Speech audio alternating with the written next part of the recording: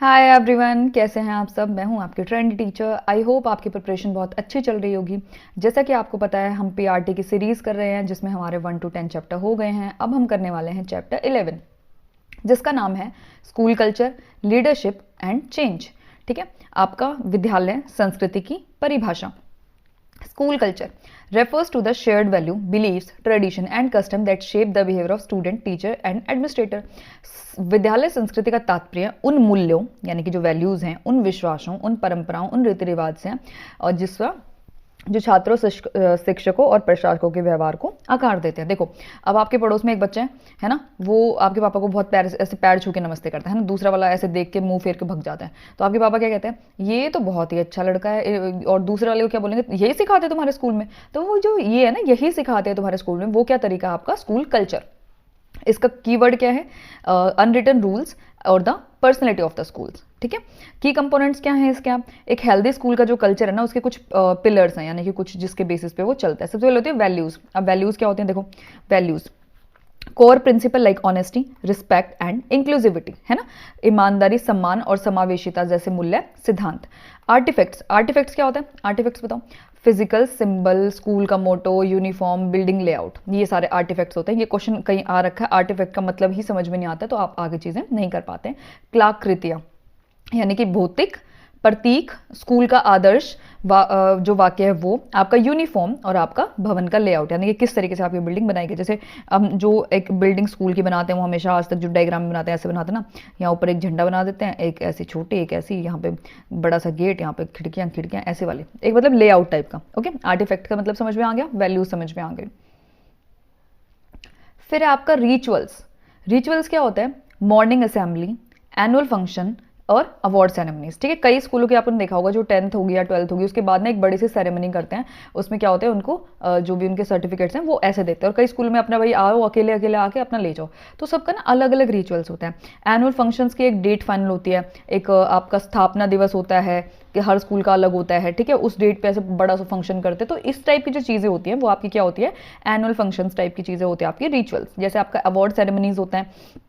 Sports day हुआ आपका, sports day 29 को मुझे कमेंट करना स्पोर्ट्स डे कब होता है। मेजर मेजर ध्यानचंद के उसमें मनाया जाता है। ठीक है, आई थिंक 29 जुलाई है या अगस्त है, वो चेक करके बताना मुझे, 29 डेट मुझे थोड़ा ध्यान है। तो इसके बाद क्या होता है, इसके 10 दिन बाद मान लो कोई और टीचर्स डे आ रहा है या कोई आ रहा है, तो उस दिन क्या कर देंगे, अवार्ड सेरेमनी कर देंगे। फिर रिलेशनशिप, क्वालिटी किसकी, इंटरेक्शन बिटवीन टीचर, स्टूडेंट और पेरेंट्स के बीच में अच्छा होना चाहिए। ऐसा नहीं है कि पेरेंट्स आए दिन आ रहे हैं और आके लड़ रहे हैं कि भैया मेरे बच्चों को कैसे मार दो तुमने, टीचर उनके सर हो रखे, तुम्हारा बच्चा बदतमीज है, पढ़ता नहीं है। ठीक है, तो रिलेशनशिप अच्छे होने चाहिए। इसलिए आप लोगों ने देखा होगा पीटीएम में जो आप स्कूल टीचर्स हैं, उन्हें अच्छे से पता होगा कि पीटीएम में कितने अच्छे से बन के जाना होता है, एक एक चीज़ उनकी सुननी होती है। चाहे वो कुछ भी बोल रहे हैं, उनका बच्चा ये बोल रहे हैं ना कि उनका बच्चा घर में ना टिफोन देखता है, इस चीज़ के लिए भी जो रिस्पॉन्सिबल है वो टीचर है। ऐसे कैसे भाई, तुम्हारी मर्जी, तुम देखो अपने बच्चे को, है ना। तो क्या होता है, टाइप्स ऑफ स्कूल कल्चर। पहला आता है आपका पॉजिटिव और कोलैबोरेटिव। इसमें क्या होता है, हाई प्रोफेशनल स्टैंडर्ड। अब आपको वर्ड क्या दिया जाएगा, ये दिया जाएगा हाई प्रोफेशनल स्टैंडर्ड। तो तुम कहोगे समझ में नहीं आ रहा, क्या करना है। So, ये वर्ड्स नोट डाउन करना। Mutual support and a focus on student wellbeing. Wellbeing होता है हालचाल, यानी कि उसकी जो मानसिक स्थिति है, उसकी जो फिजिकल हेल्थ है वो ठीक हो। ठीक है, और फिर आपको टॉक्सिक कल्चर। टॉक्सिक कल्चर क्या होता है भैया, ट्रस्ट ना हो एक दूसरे पे, है ना, और चुगली चाटी जो हर ऑफिस में होती है, जो ऑफिस में उन्हें पता ही होगा। रेजिस्टेंट टू चेंज, मतलब उनको बोला है कि तुम कंप्यूटर पे काम करना आज के बाद, नहीं जी हम तो रजिस्टर में ही करेंगे। वो कहेंगे अटेंडेंस की एक्चुअल सीट बनाओ, तुम कहोगे नहीं नहीं नहीं हम नहीं बनाएंगे, हम तो रजिस्टर में करेंगे। तो ये चेंज होने से मना करना। और focus on failure rather than growth, मतलब भैया कि बच्चा फेल हो जाए उस पर फोकस करो तुम, ग्रोथ की बजाय। तुम ये नहीं देखोगे बच्चा किस तरीके से जो है अच्छा आगे बढ़ सकता है, तुम कहोगे मैं तो ऐसे ही पढ़ाऊंगा, पढ़ना है तो पढ़ ले वरना मत पढ़। हम क्या करते हैं, जैसे आप लोगों ने पेड ग्रुप में देखा है, हम क्या करते हैं, जिसको जो भी चीज़ें नहीं आती, जो भी बच्चा मुझसे पूछता है कि मैम मेरी ना इंग्लिश कमजोर है, जो पर्सनली मैसेज करता है उसको मैं इंग्लिश के लिए सजेस्ट करती हूँ, इंग्लिश के लिए नोट्स भेजती हूँ। कोई आता है मैथ्स मेरा अच्छा नहीं है, तो मैं क्या करती हूँ, मैथ्स के लिए भेजती हूँ। अब मेरी थोड़ी होंगी, नहीं ग्रुप पे हो रहा है ना, तुम उसी पे रहो, मैं नहीं बताऊंगी तुम्हें और कुछ। तो क्यों, मैं क्या कर रही हूँ, ग्रोथ वाली अप्रोच पे फोकस कर रही हूँ, ना कि फेलियर वाली पे। ठीक है, फिर आपका पीआरटी लेवल के लिए काफी इंपॉर्टेंट है देखना ये वाले टॉपिक्स। चाइल्ड डेवलपमेंट आपको पता है, नर्चरिंग कल्चर। अब चाइल्ड डेवलपमेंट में क्या तुम कहोगे ये कुछ है, बच्चे का विकास ही तो है। नर्चरिंग कल्चर, ध्यान से, तो कल्चर मतलब आसपास की वैल्यूज, आसपास के बिलीफ। नर्चरिंग जो उसको नर्चर कर रहे हैं। फोस्टर यानी कि बढ़ावा देते हैं किसको, इमोशनल और cognitive growth in the young childrens. Discipline का मतलब क्या है, वो वाला डिसिप्लिन की डिसिप्लिन में रहो, है ना। तो पॉजिटिव कल्चर जो है वो घटा देता है किसका, पनिशमेंट को, और स्टूडेंट जो है आउट ऑफ रिस्पेक्ट चीज़ों को फॉलो करते हैं। मतलब ऐसे नहीं सोचते कि अरे आज ये नहीं करा तो हम पिटेंगे, नहीं, वो क्या मानते हैं उस चीज़ को out of respect he follow करने लग जाते हैं कि स्कूल का ये डिसिप्लिन है ना। जैसे आप लोगों का डिसिप्लिन स्कूल का होता है ना कि शूज़ पहन के आने होते हैं, नेल्स कटे हुए होने चाहिए। तो जिस दिन तुम्हारे नाखून बड़े होते हैं, तुम्हारा जो बस है उसमें आते आते डर लगने लग जाता था होगा कि अरे आज तो पिटने वाले हम, है ना। इंक्लूसिविटी, यानी कि ये इंश्योर करता है बच्चे को कि डाइवर्स बैकग्राउंड से हो, लैंग्वेज, कास्ट, एबिलिटी, आपका डिसेबिलिटी, और जो है फील सेफ करें। बाल विकास, अनुशासन और समावेशिता। टीचर का रोल क्या है आपका, कल्चर को बनाने में। अब आप टीचर हैं, आप स्कूल में जाएंगे तो आप कैसे कल्चर को बनाएंगे। ऐसा है नौकरी मिल गई, जाके बैठ गए, सुबह बैठे 2 क्लास लिए, अपनी फोन चलाया, गप्पे मारे और घर आ गए, नहीं। आप क्या करेंगे, रोल मॉडल करेंगे। टीचर को जो बिहेवियर है exhibit what they expect from student, है ना। शिक्षकों को यह व्यवहार प्रदर्शित करना चाहिए जिसे वे छात्रों से अपेक्षा करते हैं। मतलब वैसा ही, जैसे आप लोगों ने याद होगा बचपन में कोई स्कूल की टीचर होगी, वो बहुत ही सुंदर होगी, बहुत ही अच्छे से साड़ी पहन के आती होगी, या कोई सर होंगे वो जो बहुत अच्छे से पढ़ाते होंगे, तुम सोचोगे मैं ना बड़ा होकर इस सर की तरह बनूंगा। मतलब एक फेवरेट सर होते हैं तुम्हारे, एक से फेवरेट मैम होते हैं, वैसे ही, ठीक है। उनके लिए सेफ एनवायरमेंट बनाना, ऐसा नहीं कि बुलिंग हो रही है, बच्चे जो है एक दूसरे को ऐसे सर फोड़ रहे हैं, एक बच्चा बेचारा डर के चुपचाप कोने में बैठा, नहीं। आप लोगों को ध्यान रखना चाहिए बच्चों के बिहेवियर को लेके और उनकी चीज़ों को लेके। सामुदायिक संपर्क का मतलब क्या है, स्कूल और अभिभावक पीटीएम के बीच में एक सेतु के रूप में कार्य करते हैं। School Athos versus school culture, ठीक है। स्कूल लोकाचार बनाम स्कूल की संस्कृति। अब ये क्या हो गया, एथोस क्या हो गया, या ये क्या है, बेसिकली हम इसको बेसिकली इंटरचेंजली चेंज कर सकते हैं। मतलब एथोस को भी हम कह सकते हैं, और एथोस क्या है, इंटेंट है, what we want to be, ठीक है। और कल्चर क्या है, रियलिटी, कि भैया हम कैसे बिहेव करते हैं। जैसे कल हमने किया था ना, सेल्फ क्या था, आइडियल सेल्फ और आपका रियल सेल्फ, जो अब लाइव क्लास में किया था ना, परसों किया था शायद, रियल सेल्फ। उसमें क्या था, ये तुम बनना चाहते हो और ये तुम रियल में हो, जो डिफरेंस है इसका, ब्रिज है इसके बीच में, है ना। तो कैसे हम बिहेव करते हैं। इथोस क्या आपका इंटेंट। इसमें देखो लीडरशिप और चेंज के लिए जो क्वेश्चन हैं वो ध्यान से देखेंगे। इसमें देखो, educational perspective, leader is the enlisting guiding the talent and energies of the teachers, people, parents toward achieving common educational aim. शैक्षिक नेतृत्व शिक्षकों, छात्रों और अभिभावकों की प्रतिभा और ऊर्जा को सामान्य शैक्षिक लक्ष्यों को प्राप्त करने की दिशा में सूचीबद्ध करने के लिए और निर्देशित करने की प्रक्रिया है, ठीक है। यानी कि शिक्षा में आप किस तरह से बच्चे को गाइड करेंगे, उसके टैलेंट को किस तरह बाहर निकालेंगे, टीचर्स की एनर्जी को, पीपल्स को और पेरेंट्स को अपने एजुकेशनल एम को अचीव करने के लिए। क्लियर। अब आगे क्या है आपका, इंस्ट्रक्शनल। अब देखो टाइप क्या है, इंस्ट्रक्शन क्या होता है, हम बच्चों को इंस्ट्रक्शन दे दें। आज जैसे मैं आप लोगों को टास्क देती हूँ ना, रोज का टास्क जो है आपका 20 जनवरी का ये है ना। इंस्ट्रक्शन दी मैंने कि भैया 4 वीडियो ये करनी है, 5 जो है पीडीएफ दिए हैं उसमें से 15 पेज उसमें से करने हैं, और 7 जो है 7 ये करने हैं। तो मैंने क्या किया, इंस्ट्रक्शन सेट कर दिया ऑलरेडी, है ना, निर्देश दे दिया मैंने। तो ये क्या होता है, फोकस करता है इंप्रूविंग टीचिंग और लर्निंग, कि मैंने जो आपको काम दिया आप उस पर ध्यान देंगे। Leader act as a head teacher, okay. फिर ट्रांसफॉर्मेशन में, इसको थोड़ा छोटा कर देते हैं, बाहर जा रहा है, ठीक है। ट्रांसफॉर्मेशन, ये टाइप है, ध्यान रखना। ट्रांसफॉर्मेशन होता है परिवर्तनकारी। इंस्ट्रक्शन होगा सीधा सीधा भैया ये करना है, अब क्या है मैं बदल सकती हूँ अपने आप को, ये जो होता है बहुत ही अच्छा होता है। और एक होता है लेजे फ्री, वो भी नीचे आएगा। इसमें क्या होता है, inspires and motivate staff to innovate, नई चीज करो, कुछ कर्मचारियों को नवाचार के लिए प्रेरित करते हैं। ट्रांसफॉर्मेशन, इसका मतलब भी समझ में आ गया, बदलना किसी चीज को। ओल्ड अप्रोच से आपका न्यू अप्रोच में जाना, न्यू अप्रोच फोकस करता है लॉन्ग टर्म विजन और चेंजेस पे, ठीक है। इसके जो नेक्स्ट यूनिट है वो आपकी है पेडागोजी ऑफ ईवीएस। उसमें ना जितने भी टीचिंग मेथड्स हैं और जितनी भी अप्रोचेस हैं, किस किसने दिए, मैंने सारी चीजें उसमें ऐड किया। तो नेक्स्ट यूनिट ध्यान से देखना, ओके। आगे बढ़ते हैं इसमें, डेमोक्रेटिक और पार्टिसिपेटिव। ये देखो, डेमोक्रेटिक और पार्टिसिपेटिव मतलब लोकतांत्रिक, सबकी मर्जी चलेगी। बच्चे कह सकते हैं मैम ऐसे कर लो, हाँ ऐसे कर लेते हैं। स्टाफ ऐसे कहेगा ऐसे कर लो, हाँ जी ऐसे कर लेते हैं। ये लीडरशिप है ना। लीडर कौन करेगा, टीचर करेगा ना। तो लीडर्स के बीच में आपका प्रिंसिपल हो गया, आपका एडमिनिस्ट्रेटिव हो गया, आपका स्टाफ हो गया। तो ये क्या है, शेयर डिसीजन होगा। ऐसा नहीं है प्रिंसिपल ने कहा आज सारी की सारी 8 की 8 क्लास लगाओ, कोई बाहर नहीं जाएगा, नहीं। वो पूछेगा भैया क्या क्या चल रहा है सिलेबस, कैसे काम कराना, ठीक है। तो एक कहेगा जी मेरे ना एसएसटी का चल रहा है, मैं बाहर ले जाऊँ बच्चों को, ये वो हाँ जी आप ले जाओ जी, मेरा मैथ्स का चल रहा है जी, मेरा फिजिकल एजुकेशन का चल रहा है, अच्छा बच्चों को गेम पीरियड दे दो। तो जो डिसीजन मिले जुले होते हैं उसको हम क्या कहते हैं, आपका डेमोक्रेटिक और पार्टिसिपेटिव। इसमें क्या है, ऑनरशिप और ट्रस्ट जो है ना वो बनता है। फिर आपका आता है हस्तक्षेप। देखो इससे मतलब भी समझ में आ गया। ए फेयर से ना तुम फ्री याद रख लो, मतलब भैया तुम्हारी मर्जी, जैसे पढ़ाना पढ़ाओ, मुझे ना रिजल्ट दे देना। यानी कि total autonomy to the staff, कोई इंटरफेयर नहीं, मिनिमल इंटरफेयर, मतलब बस ना मात्र। ठीक है, इसमें क्या होता है, can lead to lack of direction. हाँ ये हो सकता है कि मान लो मैंने, अब तुम मान लो 5 टीचर बनोगे और 5 टीचरों को तुम, मैं बोल दूँ तो अपनी मर्जी, अच्छा ग्रुप का एग्जाम्पल ले लो, पेड ग्रुप वाला ही, तो मैंने क्या किया, तुम 5 हो, मैं तो बोलते अपनी मर्जी से पढ़ लो, है ना। तुम अपनी मर्जी से पढ़ोगे, अच्छे से पढ़ोगे, जो तुम्हारा वीक पॉइंट होगा वो पढ़ोगे। जैसे मैं तुम्हें बीच में 2-2 दिन देती हूँ ना, कि जितना लैक कर रहा है तुम्हारा सिलेबस उसको खत्म करो, फिर मैं इंस्ट्रक्शन दूंगी। तो क्या होता है, तुम क्या होता है भटक जाते हो। कैसे भटकोगे, जो तुम्हें चीज़ पढ़नी है, मान लो इंग्लिश तुम्हारी वीक है, तुम इंग्लिश की मैंने वीडियोस तुम्हें दी है कि हाँ आज ये प्रिपेयर करनी है, बीच में तुम्हें कुछ और दिखा, आज ये भी कर लेता हूँ यार, आज तो टाइम है, ये भी कर लेता हूँ, तो भटक गए ना तुम बीच में। और जिस दिन मैं इंस्ट्रक्शन दूंगी उस दिन तुम उसी को फॉलो करोगे, राइट। फिर the teacher as a leader, teacher, ये आपका केवीएस का क्वेश्चन था, the teacher as a leader, ये वाला instructional leader. Managing the classroom curriculum and pedagogy, ठीक है, कक्षा पाठ्यक्रम और शिक्षा शास्त्र का प्रबंधन करना। मेंटर क्या है आपका, guiding junior teachers and student, जो मेंटर होता है ऐसे बोलते हैं ना कि हाँ वो उसको सिखाएगा कि भैया कैसे काम करना है। कनिष्ठ शिक्षकों और छात्रों का मार्गदर्शन जो है वो आपका करेगा। फिर change agent, implementing new policies like NEP 2020, FLN foundational literacy and numeracy, और नीतियां जैसे NEP 2020 के या FLN को लागू करता है।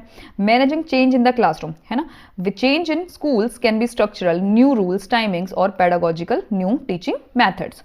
यानी कि क्या करेगा वो, चेंज कर सकता है आपका स्ट्रक्चरल और पेडागोजिकल न्यू टीचिंग मेथड्स को। फिर मैनेजमेंट में 3 चीजें आती हैं, स्टेप्स।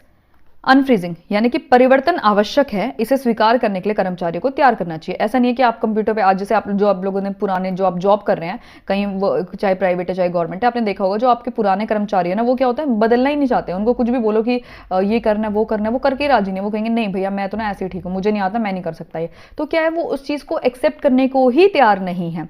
फिर चेंजिंग, यानी कि नई प्रथाओं और तकनीक को लागू करना।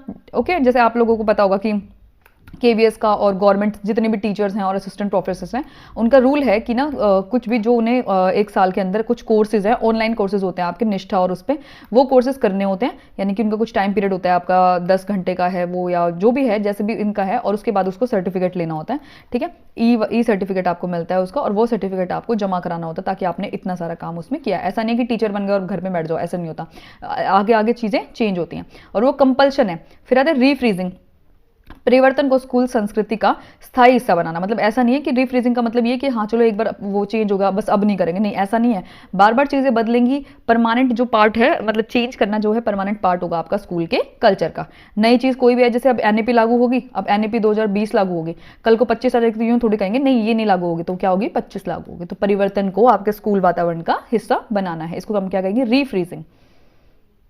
आगे बढ़ते हैं, ये देखो देख सकते हो आपस में, ये देखो रीफ्रीजिंग ऑर्गेनाइजेशनल चेंज से, unfreezing employment involvement in change, फिर आपका नॉलेज शेयरिंग, लीडरशिप, आपका इंप्लीमेंटेशन ऑफ चेंज। तो आपका चेंज का प्रोसेस है इधर से इधर तक। यानी कि अनफ्रीज कर दिया कोई चीज़, फ्रीज, जैसे हम बोलते हैं ना वो पत्थर पानी खेलते थे, फिर बोलते थे पत्थर तो मतलब फ्रीज करा, फिर उसको पानी बोले तो अनफ्रीज करा, और दोबारा फ्रीज कर दिया, फिर पानी बोल के दोबारा पत्थर पर कर दिया। ठीक है, वो वाली चीज़ें हैं ये आपका 11 का मॉडल है, 11 change management. Okay, 11 change management. आगे देखो, चेंजेस टू चैलेंजेस, इसका मतलब क्या है, परिवर्तन में चुनौतियां, परिवर्तन में चुनौतियां। रेजिस्टेंस टू चेंज, वही सेम चीज कि बदलने का प्रतिरोध।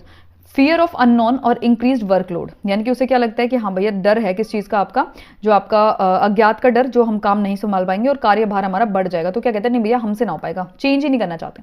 लैक ऑफ रिसोर्सेज क्या है, इनएडिक्वेट ट्रेनिंग और मटेरियल, अपर्याप्त प्रशिक्षण या सामग्री।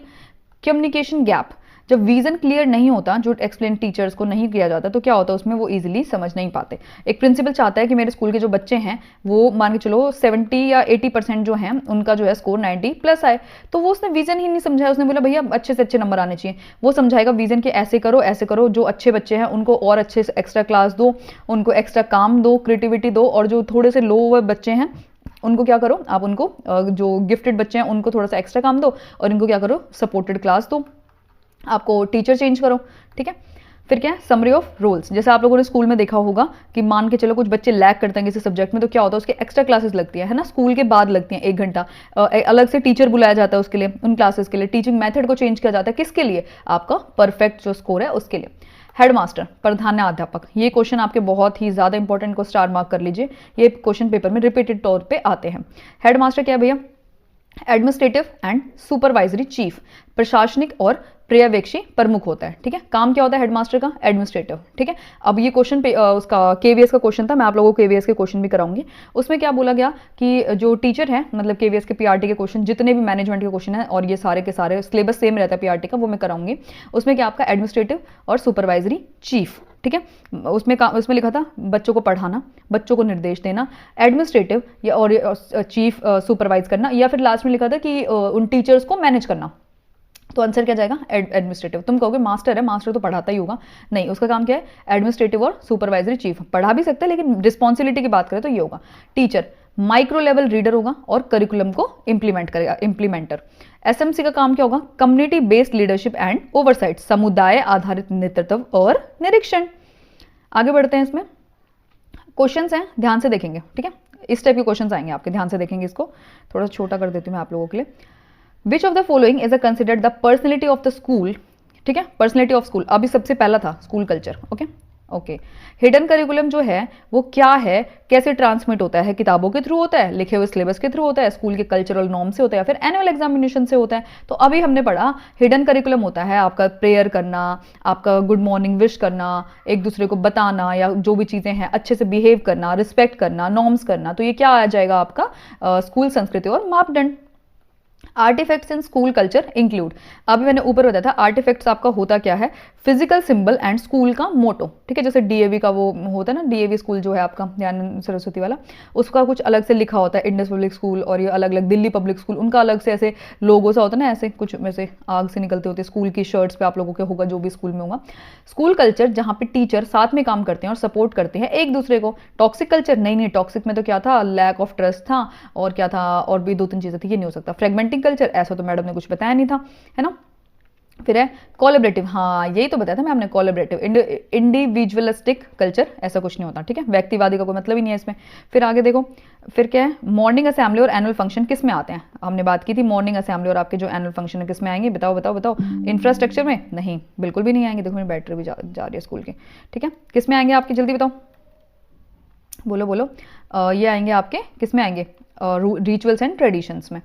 पीआरटी जो टीचर है उसका स्कूल कल्चर में आपका रोल जो है वो क्या है, वो क्या है, प्रिंसिपल के ऑर्डर्स को ऑर्डर वो करना, फाइनल करना, मतलब ऐसे आग बंद करके वो करना ना, ऐसा तो नहीं लग रहा मुझे, आग बंद करके क्यों करेगा भाई, रोल मॉडलिंग करेगा पॉजिटिव बिहेवियर के लिए, ये ठीक लग रहा है। सिलेबस ओनली तो सारे काट देना।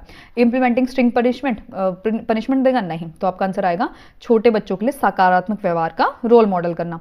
इंटेंट का क्या मतलब है, और what a school aspire to be, क्या बोलते हैं इंटेंट का मतलब, लोकाचार, एथोस, बुनियादी ढांचा, प्रबंधन, मूल्यांकन। तो आपका क्या हो जाएगा, लोकाचार। आगे टॉक्सिक स्कूल कल्चर जो है क्या होता है, अभी मैंने बताया था टॉक्सिक स्कूल कल्चर होता है चेंज करने से मना करना और lack of trust. School culture जो है बच्चों को सामाजिकरण में कैसे प्रभावित करता है, कैसे, सामाजिक मानदंड और उनको मूल्य सिखाएगा, तथ्य को याद करेगा ना जी, महंगी बुक्स देगा ना जी, शारीरिक शक्ति बढ़ाएगा ना जी।